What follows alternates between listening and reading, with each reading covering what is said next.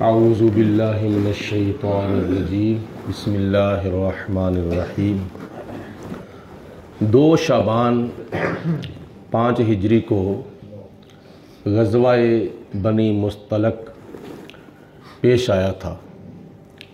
روایات میں آتا ہے کہ مدینہ المنورہ سے تقریباً 9 میل دور ایک کنواں تھا جس کے ارد گرد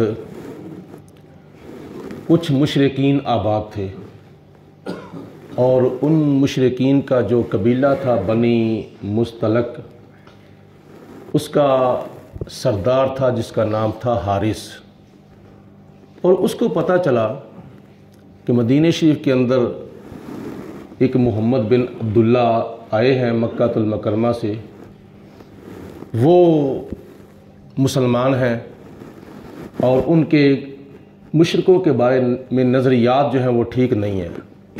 اس وجہ سے وہ حارث، اس قبیلے کا جو سردار تھا، وہ اپنے قبیلے والوں کو حضور علیہ السلام اور مسلمانوں کے خلاف اکساتا تھا۔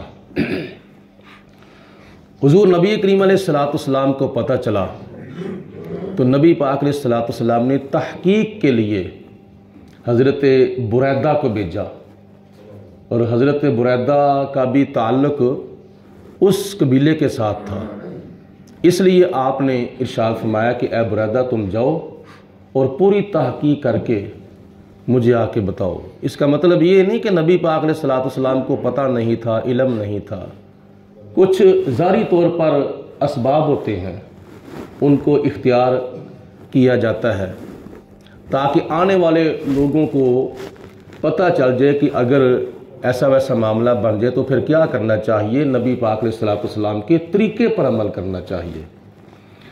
حضرت بریدہ رضی اللہ تعالیٰ عنہ نے نبی پاک علیہ السلام کی بارگاہ میں عرض کی، یا رسول اللہ مجھے اس بات کا اختیار دیا جائے کہ جب میں وہاں جاؤں تو جو بھی اس وقت معاملہ ہو اس کے مطابق میں عمل کروں۔ حضور علیہ السلام نے فرمایا ٹھیک ہے، آپ کو اجازت ہے۔ حضرت بریدہ آئے اور آ کر ان کی معلومات کے لیے کچھ باتیں ان کی حمایت میں کیں، تو جب ان کو پتہ چلا کہ واقعی یہ نبی پاک علیہ السلام اور مسلمانوں کے خلاف اچھا نظریہ نہیں رکھتے، تو واپس آ کے حضور علیہ السلام کی بارگاہ میں عرض کی، یا رسول اللہ واقعی بالکل ٹھیک ہے، ہمارے تک جو اطلاع پہنچی ہے وہ صحیح پہنچی ہے کہ اس قبیلے کے جو نظریات ہیں ہمارے بارے میں ٹھیک نہیں ہیں۔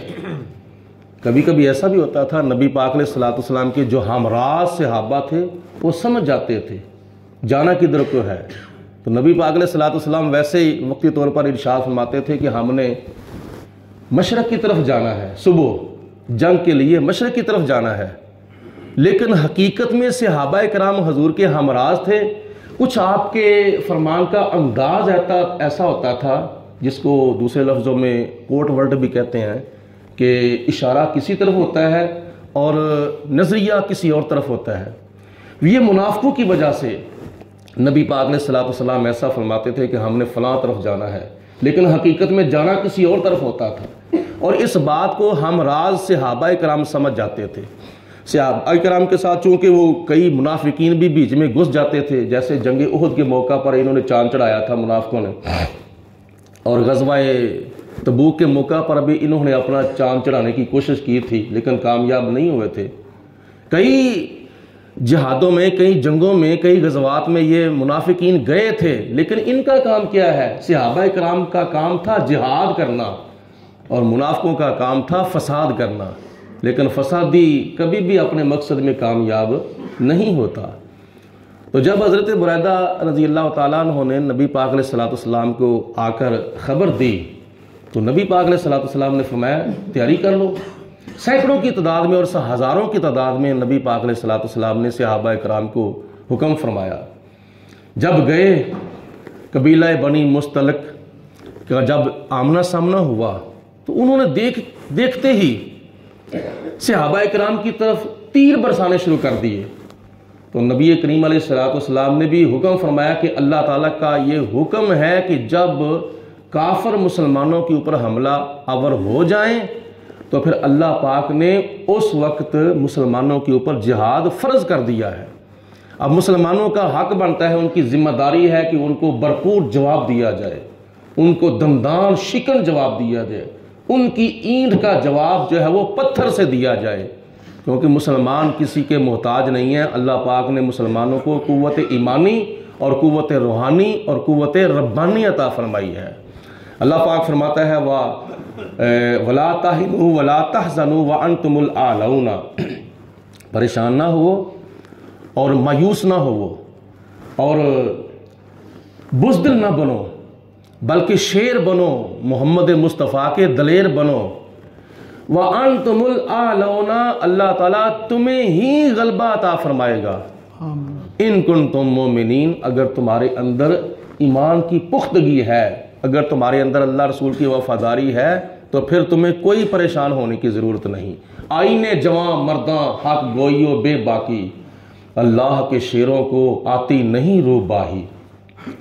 تو جب دونوں طرف سے یہ تیر اندازی ہوئی، اللہ پاک کی ذات بابرکات نے نبی پاک علیہ السلام کے غلاموں کو عظیم الشان فتح اور کامیابی عطا فرمائی۔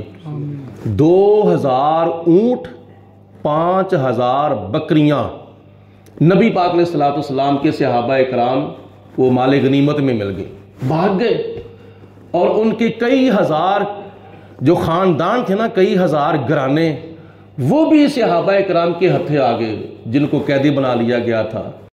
علیہ السلام نے پھر وہ لونڈیاں تقسیم کر دیں، غلام تقسیم کر دیے، اور جناب حضرت جویریہ رضی اللہ اس کا پھر نبی پاک علیہ السلام کے ساتھ نکاح ہوا۔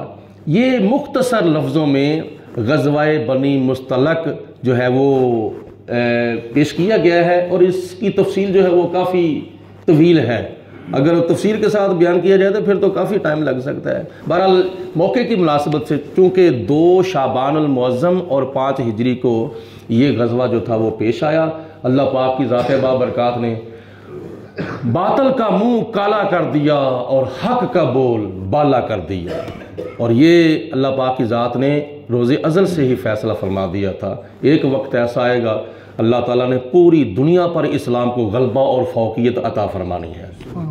اللہ ہم سب کو نبی پاک علیہ السلام کی سیرت پاک پر عمل کرنے کی توفیق عطا فرمائے۔ وآخر دعوانا ان الحمدللہ رب العالمین، والصلاة والسلام علیکم یا سیدی یا رسول اللہ وعلی آلک وصحبہ سیدی یا حبیب اللہ، الصلاة والسلام علیک یا رحمت اللہ وعلی آلک وصحبہ یا خاتم النبیین۔ اللہم صلی علی سیدنا و مولانا محمد وعلی آل سیدنا و مولانا محمد وبارک وسلم۔ ربنا آتنا فی الدنیا حسنۃ وفی الآخرۃ حسنۃ وقنا عذاب النار۔ اللہم اید الاسلام والمسلمین، اللہم اید الایمان والمؤمنین، اللہم اعز الاسلام والمسلمین، لا الہ الا انت سبحانک انی کنت من الظالمین۔ یا رب العالمین، اپنے پیارے حبیب نبی کریم علیہ السلام کے وسیلہ جلہ سے ہمارے حال کے اوپر رحم و کرم فرما۔ یا اللہ ہمارے گناہ معاف فرما، ہماری خطائیں معاف فرما، ہمیں زیادہ سے زیادہ عبادت و ریاضت کی اور تلاوت و سخاوت کی توفیق عطا فرما۔ یا اللہ پاک سب کے گھروں میں اپنی رحمتوں برکتوں کا نزول فرما۔ یا اللہ پاک ہمیں ایمان کی سلامتی عطا فرما۔ قبر و حشر میں ہمیں اور ہمارے تمام فوت شدگان کو نبی پاک علیہ السلام کی زیارت اور شفاعت نصیب فرما۔